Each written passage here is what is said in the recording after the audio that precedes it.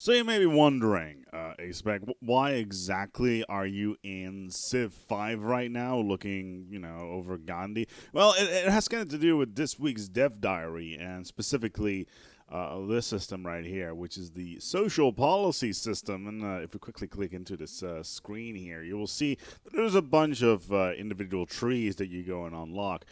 And basically, you pick one of these, and you get a item based on that, and you finish it off, and then you get, like, for instance, a special thing. In this particular case, a great person, which is kind of nice. However, this does kind of impact how the game for Stellaris actually works.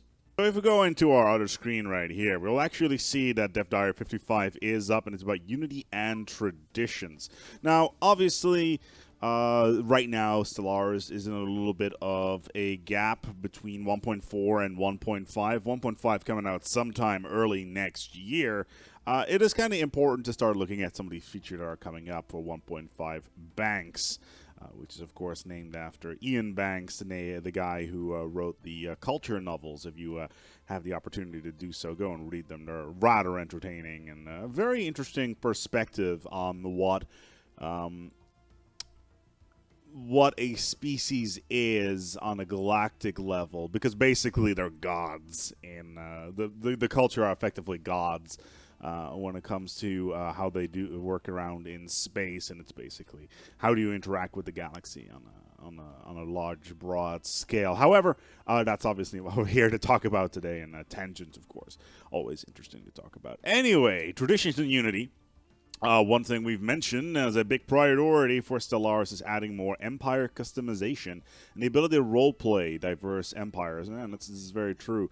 One thing that is kind of lacking right now is a lack of differentiation between the empires. They're all very samey in their setup, etc. So having these new tradition trees is rather interesting. So how do we actually get to these new tradition trees?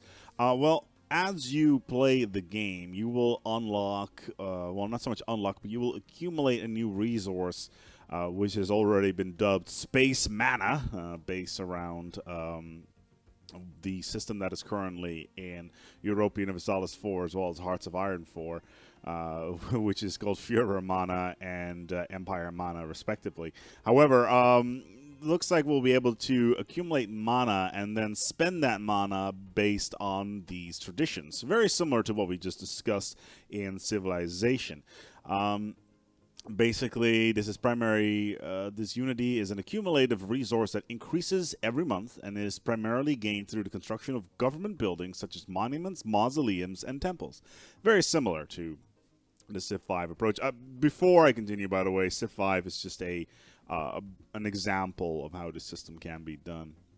Unity is spent on adopting tradition trees by purchasing individual traditions.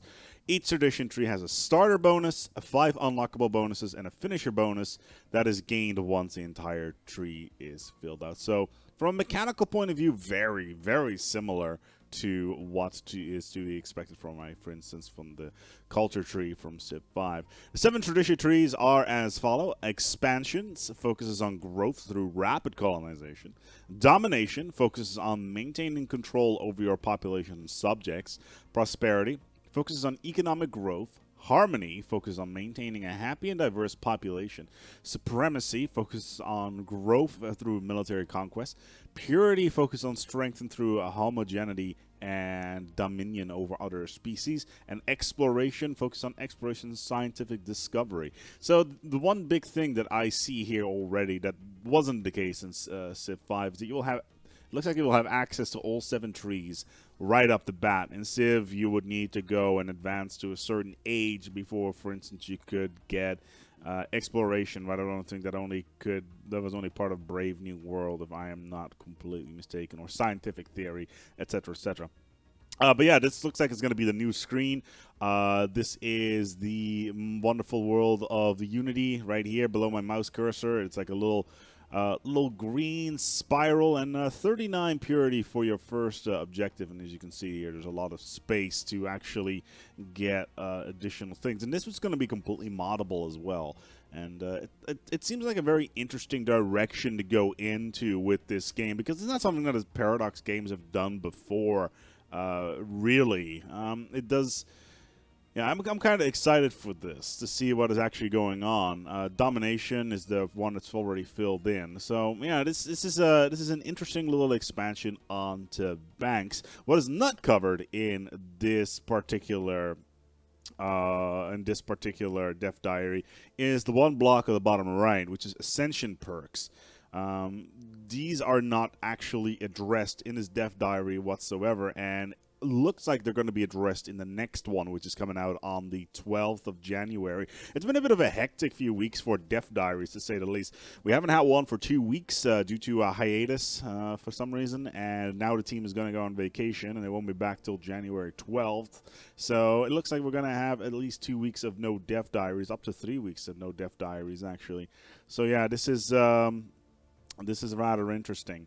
One thing that I do want to address, the cost of unlocking a tradition depends on the size of your empire, as well as how internally stable it is.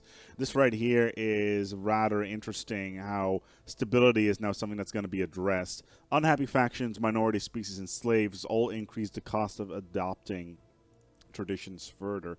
But I'm also wondering whether or not the cost for...